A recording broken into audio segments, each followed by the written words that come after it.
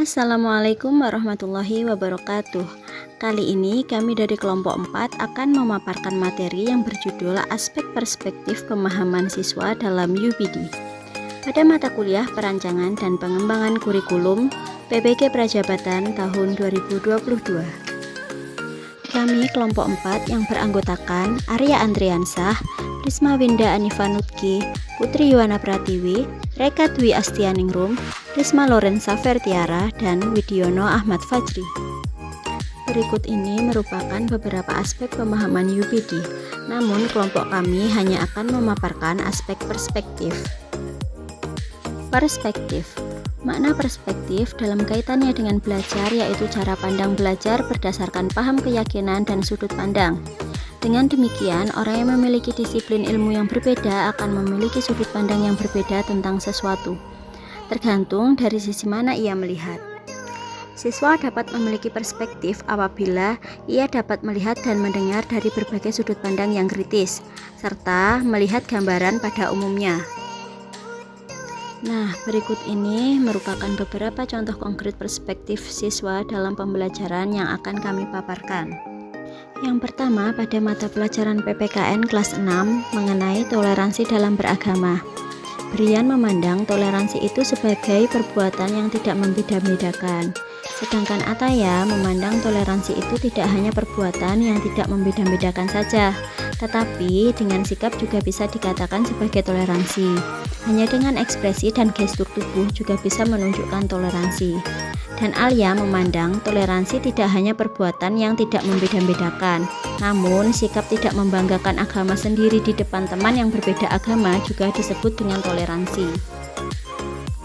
Yang kedua, perspektif siswa pada mata pelajaran IPA kelas 4 materi sumber daya alam.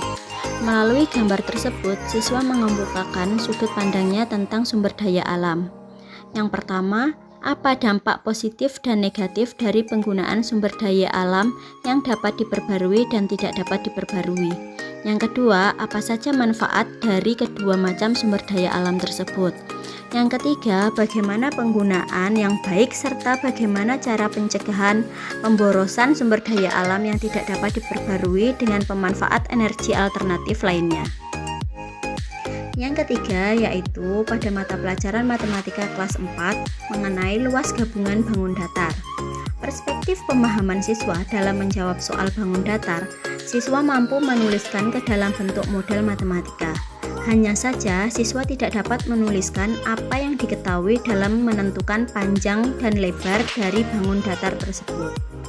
Yang terakhir, perspektif siswa pada mata pelajaran IPS kelas 6 mengenai kondisi sosial budaya di Asia Tenggara. Kevin memandang bahwa negara-negara yang bergabung di ASEAN ini mempunyai beberapa persamaan yang bisa dilihat dari letak geografis dan pembagian wilayahnya berdasarkan letak geografisnya yang berdekatan.